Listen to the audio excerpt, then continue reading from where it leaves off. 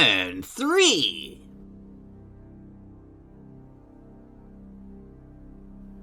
Frorholm. Zagradiel walked with purpose through the deserted streets. Already, the sounds of battle echoed elsewhere in the city, the final grasp for whatever false hope these pretenders could claim. It would be futile, of course. The city was already as good as his. But at least it gave the barbarians something to occupy themselves with. Here, the only sounds were the clack of his heels on the cobblestones, echoing off the looming stone buildings. He felt strong, stronger than he could ever remember being, more certain. He had always been sure of his truth, of the superiority of the Teklandek and his own rise. Yet the events of the last few weeks had matured that belief. It was simply irrefutable now. His soldiers had marched through the city, sweeping away all resistance before them. Under his hand, they had become unstoppable, a perfect and immaculate engine of conquest. They were reinvented in his image, and soon would show the toothless old war dogs like a Tressa just how irrelevant they had become.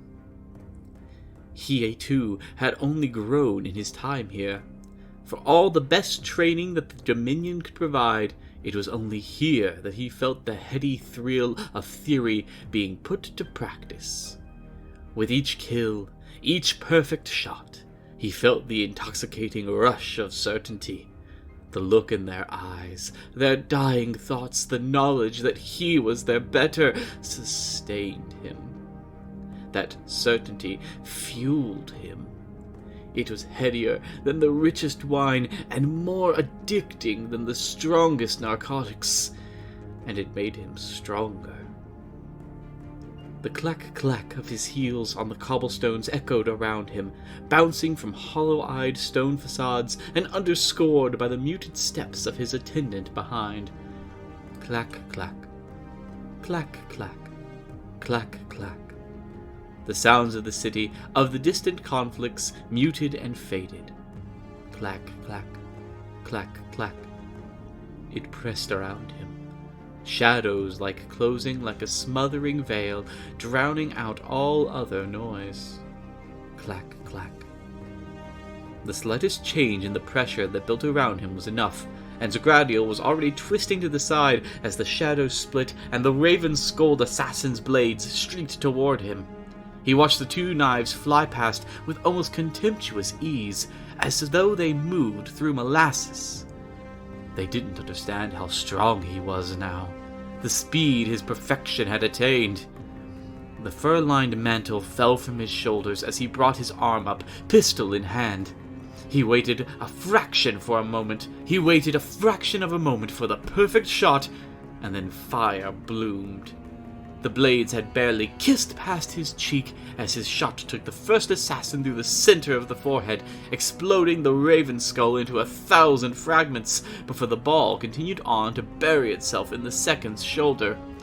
The third and final came at him with a dagger in hand, and Zagradiel wove back a step, keeping just beyond his reach, and flipped the spent pistol in his hand.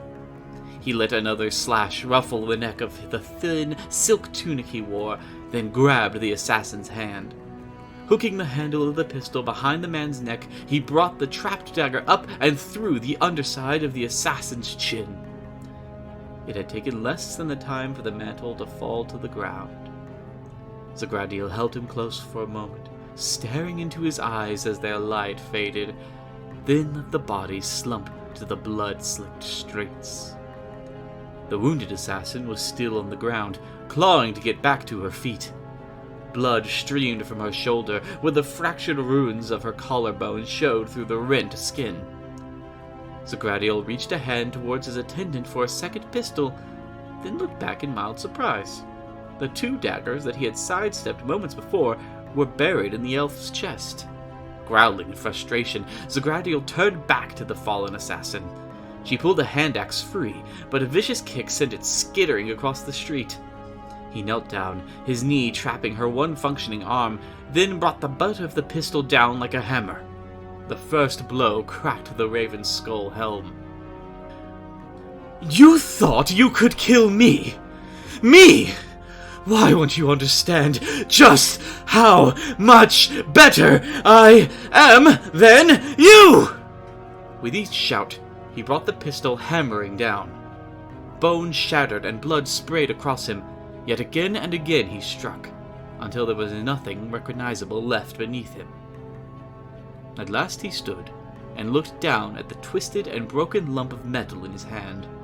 The ruined gun was tossed aside. His palm was raw and burned where the barrel had seared into the flesh, but he could already feel the heady rush of certainty again flowing through him. He called upon it, channeling it, and the burns on his hand began to soothe and heal. The bits of blood and bone that clung to him and stuck in his hair evaporated into dust, leaving him pristine once more, perfect, untouchable. Wiping his hands, he retrieved his spare pistol from the attendant's body. He left the fur mantle where it had fallen. The cold was not an issue for him any longer. Nothing was. The distraction already but forgotten, he went to join his army outside the Black Forge. Azrak's Bastion! The wall of the bastion exploded inwards, stone shards shredding those closest inside. Lightning peeled across the suddenly exposed skies, and Vishkan Ink-Eyes threw up his hands up to cover his eyes. The room was quiet for a moment, blinded and stunned, before the dust began to settle and the cause of the collapse could be seen. A Mega-Gargan's head was smashed through the ancient stone, its collapsing bulk coming to rest against the bastion's side. Huge eyes lolled lifelessly in its skull.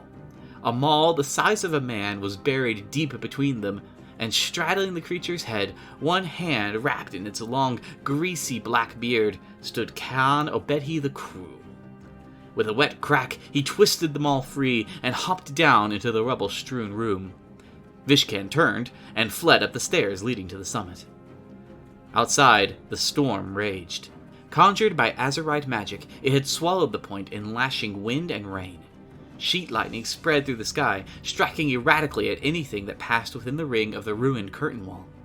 Moon-called by the score stood at guard. Strange mushroom growths had sprouted across the stonework, bridging some of the smaller gaps and holding the damaged bulwark together. The impish figure of the Mooncaller, its twisted mask glowing with its own internal light, careened across the walls, shouting encouragement, hauling up rocks to lob, or tipping over the attackers' ladders. The irregular thumps of the last two functioning trebuchets punched through the air, hurling what they could. So much had been spent on the defense of the tower already. Its dungeons crawled with plague and poison, but supplies were now low, and the launchers were reduced to firing the rubble of their own walls. Rain spattered and danced off rusted pot helms. Across the field stood the arrayed cults of the bloody-handed god. Chanting rumbled through the air, a resonant bass to the storm's fury. Their words were lost on the defenders, though few would know of the ancient elven rites being performed on those rain-stepped rocks in any case. They were calling upon the deep magics of a dead pantheon. Little could be seen of the rest of the Ogre Khan's erstwhile allies. No knights of Tir Avan had heeded this last desperate call. Only a scant few of the Drossforged, those like Valish Khal who were too stubborn to quit the field, remained, standing proudly beside their gatebreaker. The chanting rose and fell, cascading into an ever-rising rhythm set against the pounding of the storm. Its tempo quickened. It hammered like a pulse in the ears. Blood scratching and clawing to be spilt. And with the sound of abyssal claws, the storm clouds split to reveal a blood-red sky beyond. A skyship burst through the opening, barreling down upon the citadel below. Red eyes glared balefully from its prow, where an avatar of Cain had been strapped to its keel. It glowed with power, reflecting back the blood-red twilight sky beyond, swollen with dark ritual magics and leaking trails of crimson energy from its eyes and joints. As soon as the airship passed through the walls of the storm, sheets of lightning burst and crawled across its frame. The defenders had prepared for an aerial attack, and Azurite lightning wrought havoc on the Duardan ship's frame. Pipes burst and ruptured, sending hissing steam scouring across deck and crew alike. A mortar shot burst from its side, shearing armored plating and throwing it into a pitching roll. The crew fought valiantly to hold the ship together, but as secondary fires erupted across the engine spheres, the cry was sounded to abandon ship. Moments later, the twisting wreck of metal and volatile gases crashed down into the bastion's walls. The explosion rippled across the stone walls like they were pressed tin, before the entirety of the curtain wall came crashing down. Fire leapt across the lines, and metal debris scythed in all directions, cutting the defenders down. Then, from the fiery and ruined wreckage, the Avatar stood. It blazed with balefire, the magics of the ritual still infusing it, and with a molten roar it swept its wailing blade in an arc of death. With the walls in chaos, Clareth and her closest allies turned from the battle and stepped into shadows. They emerged in the dungeons below the towers, weaving the darkness around them like a cloak to ward off the apocalyptic contagions of the lower halls. Small groups of their allies were still down there, in protected pockets or shielded by their own magics, and the Shadow Song would not leave them there another moment. Moving swiftly and gathering exhausted survivors into their protective bubble, the strike team moved from the thickest concentrations of the poison out towards the stairs upwards. Clareth emerged first, ducking deftly beneath the wild blow of a Trogoth and spinning Shadow into a long garrote. Few things could kill a Trogoth outright, but for one of Morathi's former hand-picked assassins, it was a quick matter to disable the beast. Emerging at last from the tunnels, the survivors too exhausted to fight were sent back through the shadows with a few of the Sons of Cain. The rest, their eyes hardened and their blades ready, stormed up through the bowels of the bastion. Upon the walls, the Mooncalled were pressed hard. The Gargants of the Mooncalled and Blackwing Corsairs fought side by side, doing what they could to stop the sudden collapse of their forward lines. They had already lost several of their number.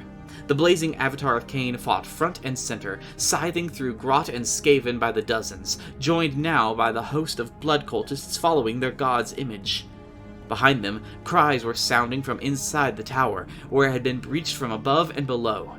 For a moment, it appeared that their lines were on the brink of collapse, and then the howls started. Emerging from the darkness and the storm, the wolves of Agora swept down across the back lines of the Shadowsong position. In teams of 3 or 4, they struck at the ritual casters, slitting throats or stabbing at hearts. Lightning split across the sky, briefly illuminating the steaming form of Kolbramir, black war paint across his face, and twin axes reflecting the balefire of the warlock dead at his feet. Spite riders darted out across the darkened sky, riding down those few ritualists that tried to run.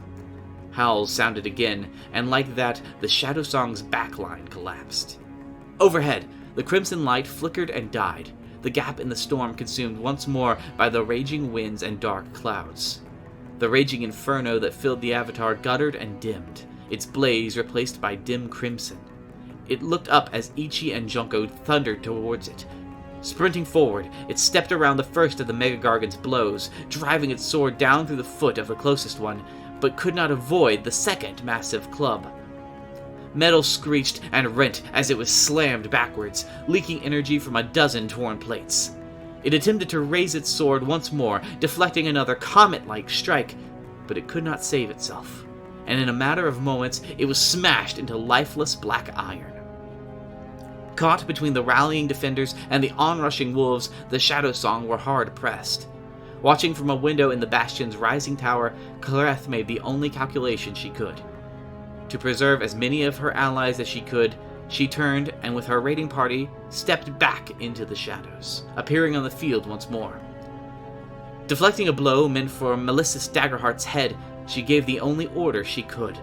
They had so nearly taken the bastion on their own, against the combined might of 3 of their rivals. The words were bitter on her tongue, but the retreat was sounded. Within the tower, Khan Obedi stalked Vishken Ink Eyes up the stairs, level by level. His warband was dead. His allies were gone.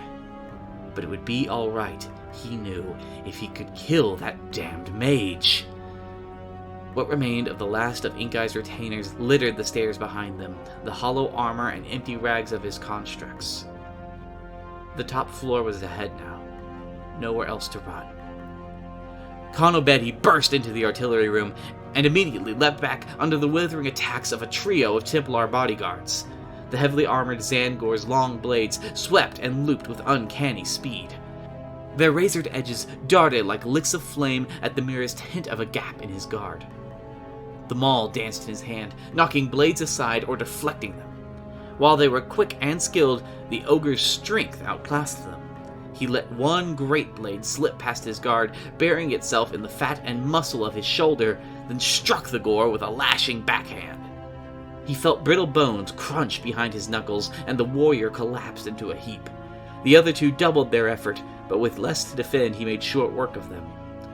All that was left was... Kanobedi stared, his jaw hanging slack. In the center of the room, a large machine had been assembled. Spidery arms of brass held an array of lenses and discs scrawled in arcane symbols. They clicked and whirled, spinning in and out of place.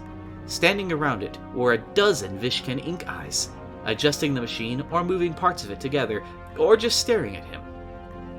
The images shimmered, flowing like water into one single figure standing beside the arcane device. Thank you for chasing me. You gave us all the time we needed to finish. The Khan started to spring forward, but the arcane artillery roared to life. A beam of energy, scintillating with every color imaginable, struck the ogre, rendering him down to nothing in a fraction of a second before blasting out across the bay. For a brief moment, sparks of every color showered down over the victorious battlefield below. Something clicked in the machine, the small tinkering of glass breaking, and the light died as suddenly as it appeared. Smoke rose slowly, but Vishkan Ink Eyes looked over it appreciatively. He turned back towards the device, but as he did so, he felt movement behind him. An arm pressed against his chest, and a dagger bit lightly at his throat. A cooing voice sounded just behind his ear. "Well done. Now, I think it's time we renegotiated our relationship," Lycia said. Ashpole! Faint light ribbons wove an intricate pattern through the persistent veil of darkness that hung over Ashpole. Shadows cast and refracted through its tall buildings into the inky black of the streets below. The renegades once more moved with intent through these streets, certain of the potential to be found here, but uncertain of what had opposed them before, or if it would appear again. Having endured the first attempted exploration of Ashpole, Delcian of the Knights Numinous formed the core of the new reconnaissance in force, leading elements detached from fellow Stormcast forces of the Stoneborn and Namian Storm, while lighter forces moved across rooftops and through the narrower flanking streets. Under the watchful bows on high of Melia Venomrack and her blood sisters, the Shadowsong forces methodically swept through Ashpole and secured it for the renegades. Though a persistent unease settled upon all those who now held the ward, expecting something to appear out of the shadows as it had before. But nothing did. Misthold! A cold mist choked the light from the thin streets. Fitting, though it did no favors to those hoping to uncover the secrets of this ward. The Shadowsong renegades had laid claim to the area, though it did not deter a group of enterprising moon-called ghouls led by Captain Maria Blightgast. Her and her ghoulish underlings scoured the streets and harassed the Shadowsong warbands they came across. Eventually, resistance to her antics increased, and she was forced to withdraw from the area. With this threat neutralized, the Shadowsong renegades could now focus on exploring the area of Misthold. The two artifacts the Shadowsong had found up until that point had set unused. For all their potential, Clareth wanted to study them further, so her followers could make the most of any potential advantage. The cracked anvil, known as the Iron Sage's Lament, was the more puzzling of the two. It appeared to all as just a normal, if elaborately decorated, smithing anvil, yet it undeniably writhed with magical power. Power that the Shadowsong were eager to exploit for their own gain. The second artifact was a Duarden-made dueling pistol. Items such as these were very common among the more wealthy nobility of the realms, but this one in particular bore Duarden runes of shadow magic that imbued the weapon with the ability to fire and reload itself magically. Such a weapon would undoubtedly turn the tides of the conflict Clareth had found herself in on this island.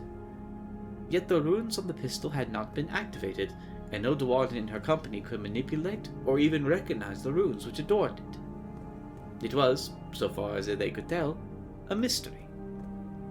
After a not so insignificant amount of debate over what should be done with these items, a decision was made.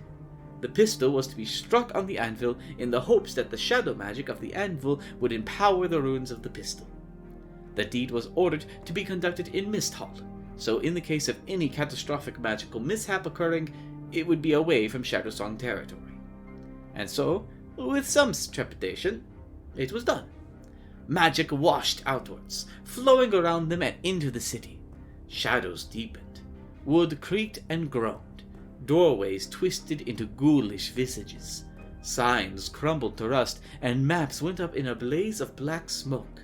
In every corner of the benighted city, explorers found themselves suddenly lost, the areas around them hostile and strange. With the witchcraft dragging at their minds and shadows moving in the corners of their eyes, exploration across the city would only be ever more difficult in these last few days. The shockwaves also drew a different sort of attention. The Iskarnath arrived in force and demanded that all within Misthold evacuate the area or be subject to deadly force. The remaining Shadowsong renegades, who were in no shape to fight the elves off, withdrew from the area back to their own territory, hatred for the Hishian nuisances burning in their hearts the entire time.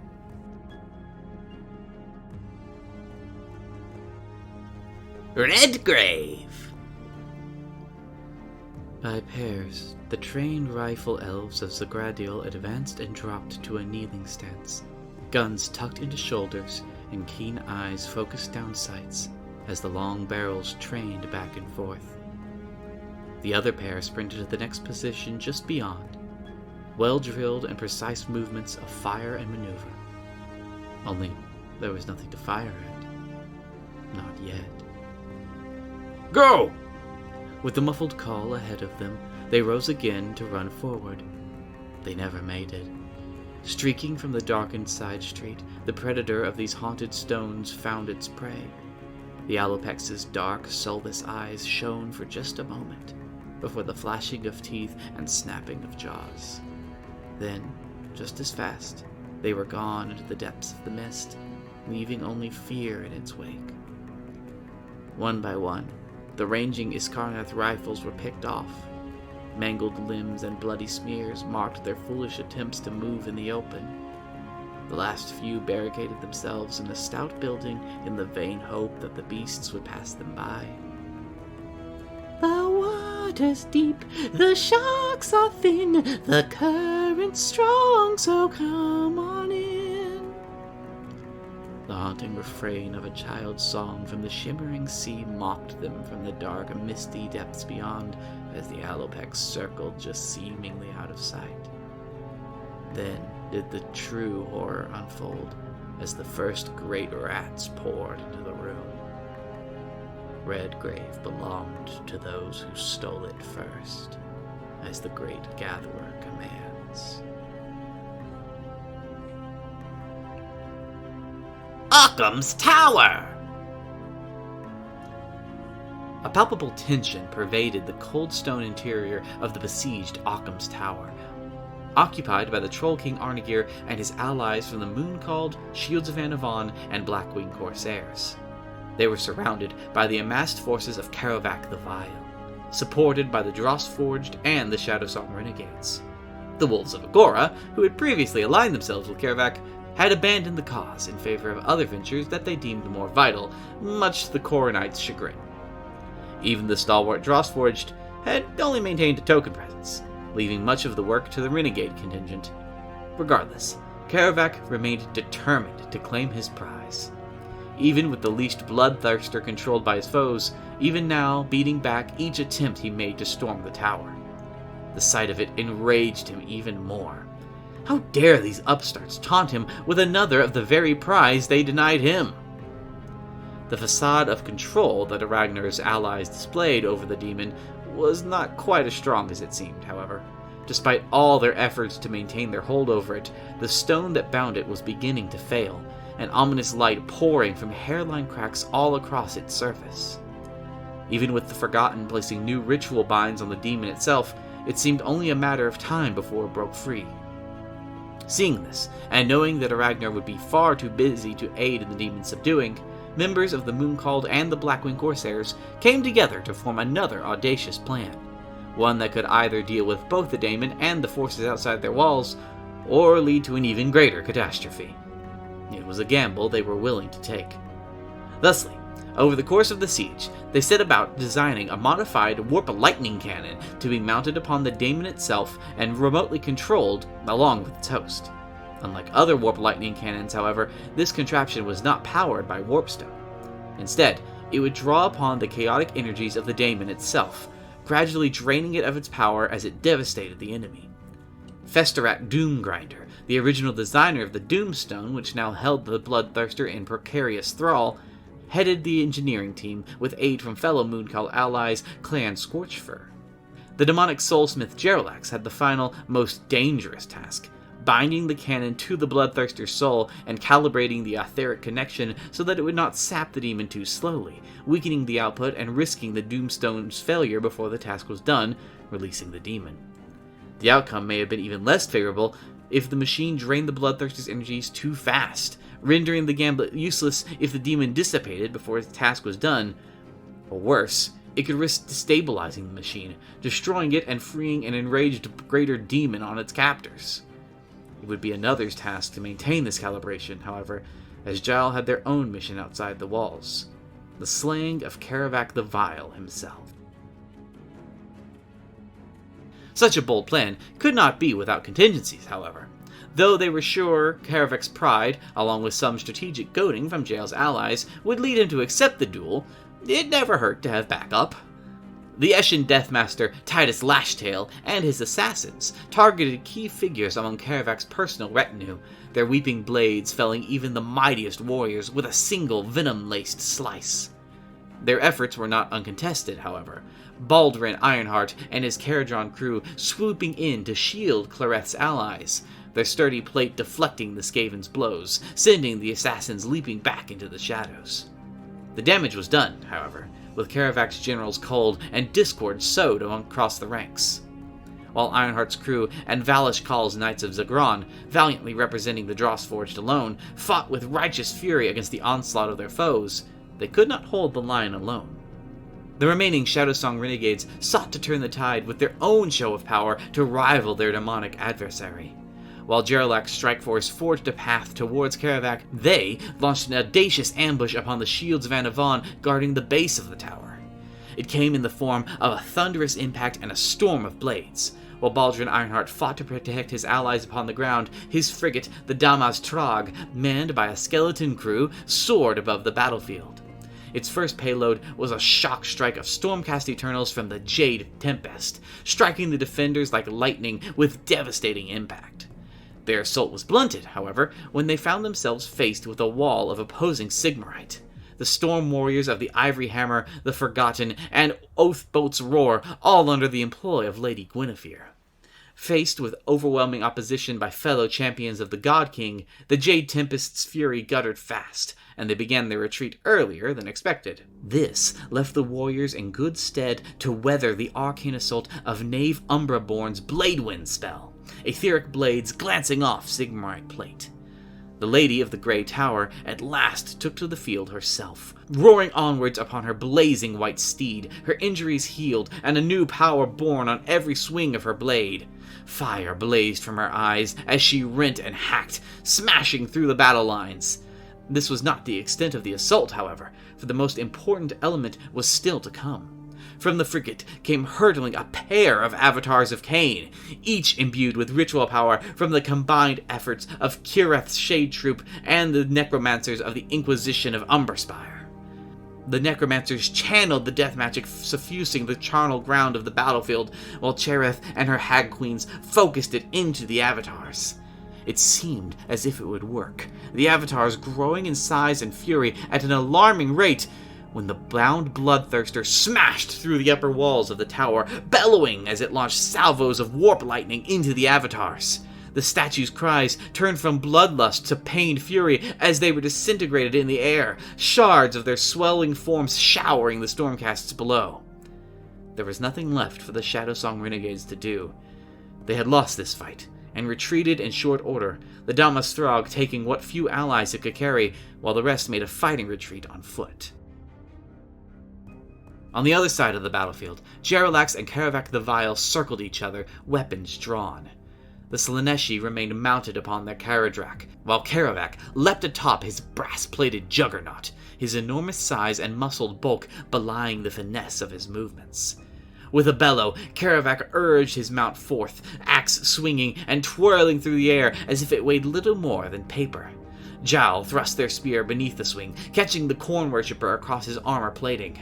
The two mounts collided, tossing their riders from their saddles, their own fight carrying them away into the greater fray. The two Chaos Chosen picked themselves up, readied their weapons, and launched into each other once more. The fight was a grueling slog, each champion scoring a dozen wounds that would have felled any lesser foe.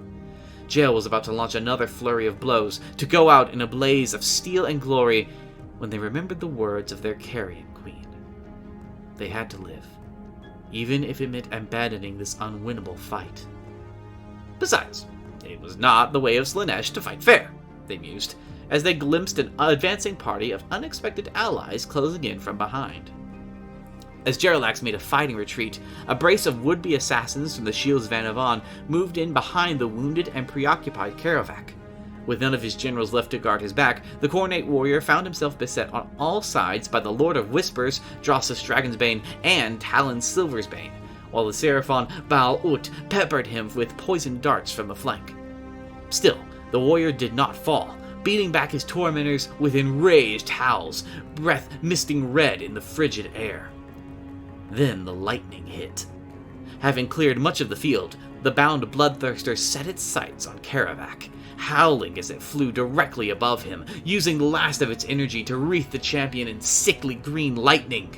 Its physical form began to crumble and fade, even as Karavak, still living, bellowed defiance at his foe.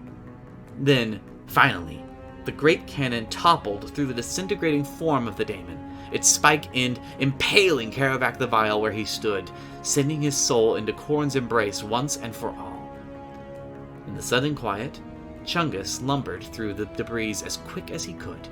He had taken to Forbidden Tones to learn some small amount of the demonic tongue of the bloodthirster, who, crumbling to ash as he was, looked around at the ogre who had carried his book for so long. Chungus had only one thing to say in the daemon's own infernal tongue. Bye-bye, Spooky. And the fiend, or perhaps friend, was gone, mere ashes on the frozen wind. Inside the no longer besieged Occam's Tower, Arnagir Troll King's ritual finally reached its zenith, the crystal bursting in a flash of brilliant light, cutting through the Ulguin gloom. The Troll King bellowed as the earth itself trembled about the tower, shaking worn bricks and faded books loose across the ancient edifice. Emanating from the tower, a glowing lattice of ley lines spread across the aisle, and everywhere it touched, the Troggoths took notice. From the native Frostbite Troggoths to Arnagir's underlings, to even those under the employ of the warlords contesting Forholm, each and every one of them felt themselves fill with otherworldly strength. In moments, the city erupted into chaos as Troggoths of every variety began to rampage, empowered by the might of Arnagir's Trog bellows. Along with the empowerment of the city's Troggoth population, from the power of the ritual was born something else, something much different. Those members of the Shields of Van Avon who had remained to aid the Troll King had poured some of the power into a sword, forging it anew as a blade fit for their lady, a gift for Gwenevere, to lead her to victory. Scathtorg! Cole Ramir felt the rush of the fight, the contest of skill, the battle of strength. Old memories of fights fought in dark arenas like this deep in the 8 Points now mingled with the fierce contest he fought now.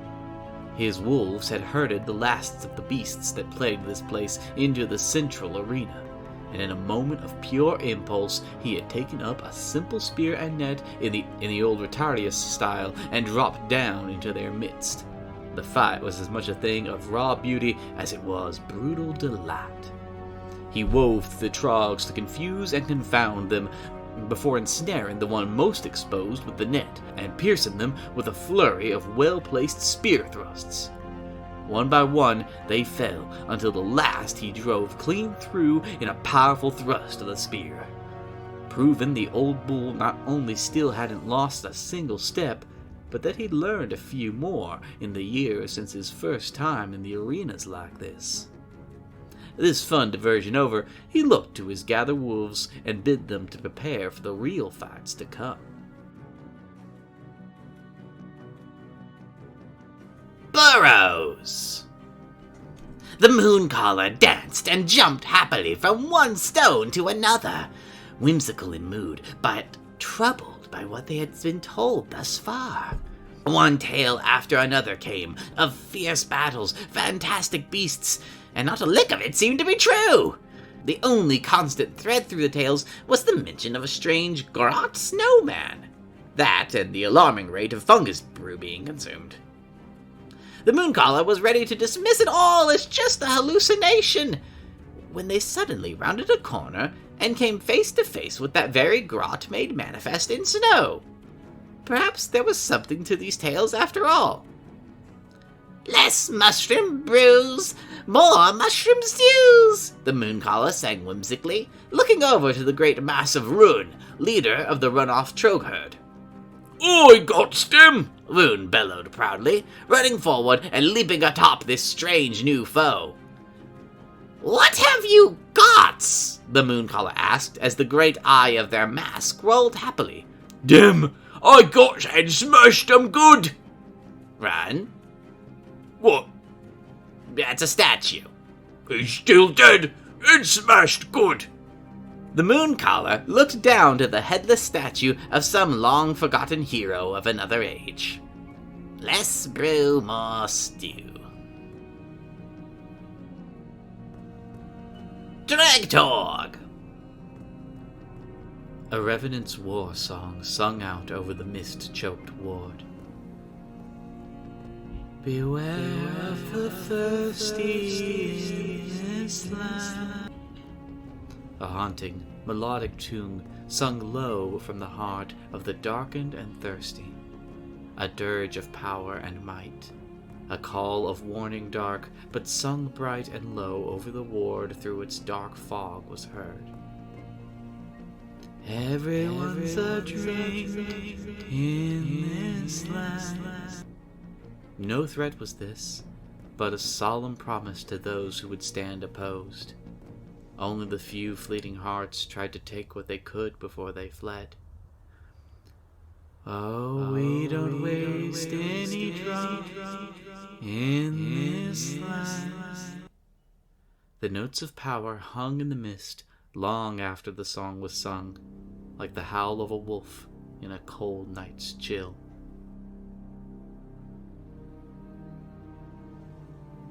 Red Witch! The stone streets of Redwich rumbled like the thunder of a most dreadful storm. The rumbling became louder and louder as those still living inhabitants scurried away from whomever or whatever approached. The ward's undead inhabitants, however, were not so easily intimidated. The spirits gathered in the open streets, angry at this trespasser for disturbing their deathly slumber. The rumbling reached its crescendo as Mega Gargant Junko Homesmasher charged in to meet the restless Geists. With club in his hand and fury in his heart, Junko was determined to loot this section of Florholm for all its valuables without leaving anyone left in his way. The Gargant approached the undead horde that had appeared in front of him, raising his club in eager anticipation to show these ethereal beings what a real death is. The first swing crashed down with the might of a comet, smashing a club-shaped hole into the street and immediately dissipating a section of the ghostly gathering.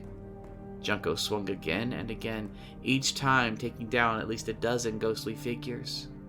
However, The Geists he thought he killed reformed almost as soon as they had disappeared.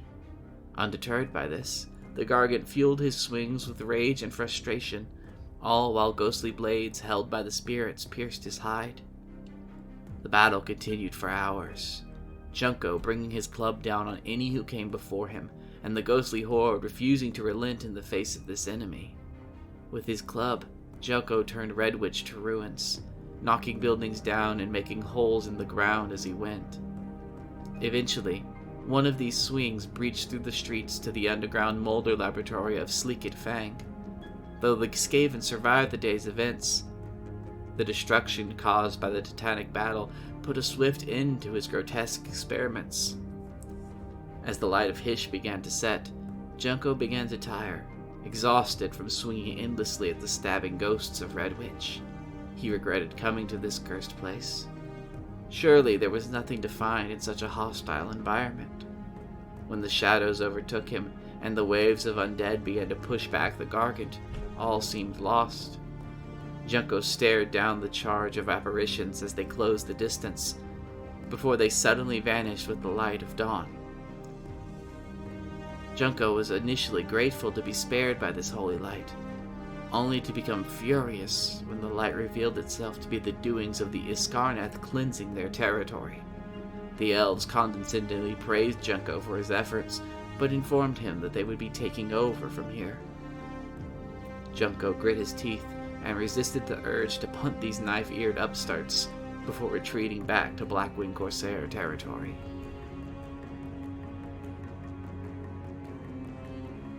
The knee! A banshee's wail of Ushuran sparked off the brief yet the bloody battle for the knee. Seeking vengeance upon the Shield's Night Arcanum for obliterating their clockwork companion, the Duarden trio Drors, Gugi, and Thoknor found themselves beset by the slavering ghouls of High Queen Silenor. Attempting to flee, the Duarden encountered their Dross ally Valish Khal, venturing in the ward for his own reasons. Soon joined by their fellow undead Katahan remnants and blades of Iradel, Silenor and the other shields were put to flight by the timely intervention of Bresk Third Hand, and more specifically, their overabundance of warp fire throwers in confined alleyways. The knee belonged to the Dross, and while recovering what bits of the mechanical gremlin they could find, Thognor came across another prize, a golden-tipped arrow, clearly a masterwork of the Age of Myth. Somewhere deep below. In a hidden chamber, far below the streets, 13 chairs had been arrayed in secrecy. 12 were scuffed and worn from recent use, and one untouched.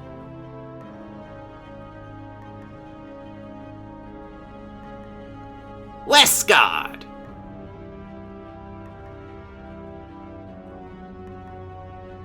The tread of giants were as war drums, sending men and monsters marching toward battle.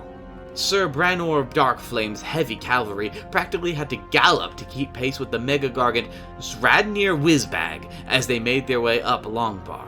The smog that always hung like a battle standard above the Drossforged lay heavy atop Westguard, the steaming, heaving siege contraption they named Hashut's Hammer standing guard inside the very gate it had just battered down.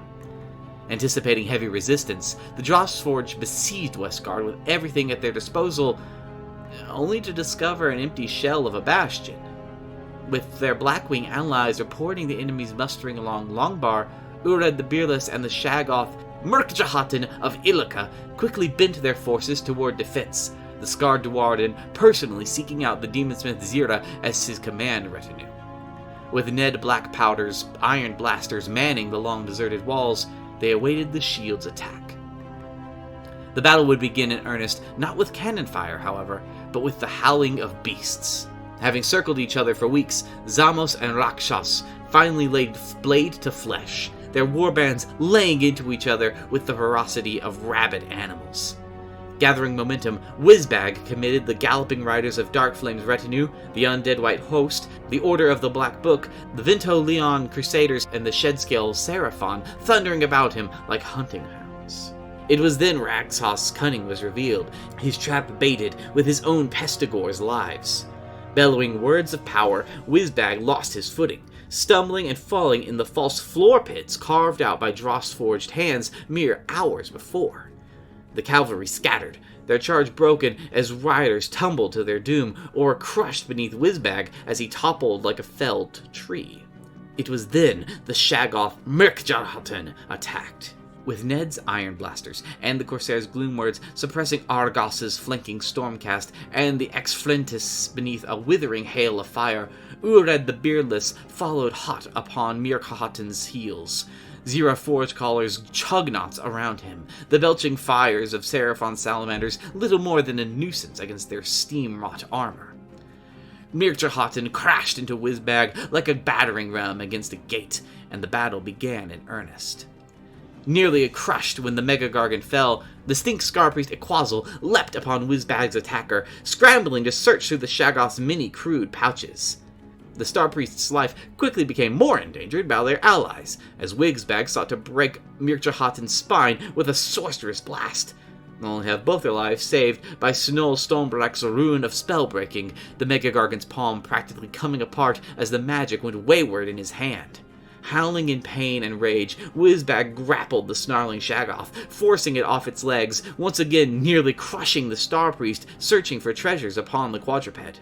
Ixwell was finally bade abandon its search by the flaming javelins and Gorowan-thrown barrels of burning ales tossed by the shield's allies among the wolves. Aflame and in agony, Whizbag leveraged the opportunity to take Mirkjarhatten by the throat, forcing his head back until finally his spine snapped sickeningly and folded his human torso against his equine back. Mirkjarhatten of Illica was dead, his great body tossed aside to crash through the gates to Castle Dalrak beyond. Ured the Beardless cursed the twisted little runt they named the Mooncaller. Although the Git had struck a chord with the Shaggoth, not a single one of its demented gang had made to contest Westguard. As their few Corsair allies retreated into the shadows, Ured bellowed his resentments towards their fair-weather friends. The Drossforge had nearly won the day all but alone, yet stood 1 against 3 as the renegades and wolves encircled Esgard. Leaving Hashut's hammer to cover their retreat, Ured rallied those warbands left to him and quit the battle. Westguard was not to be theirs.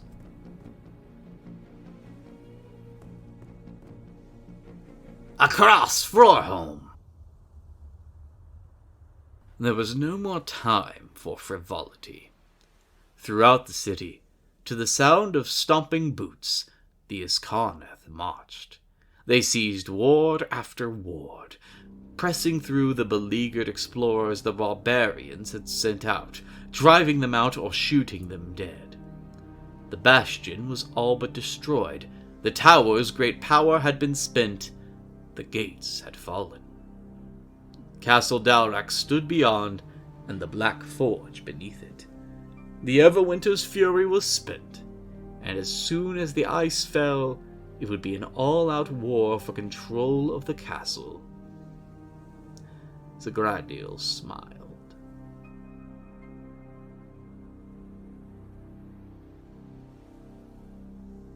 The Forge awakens.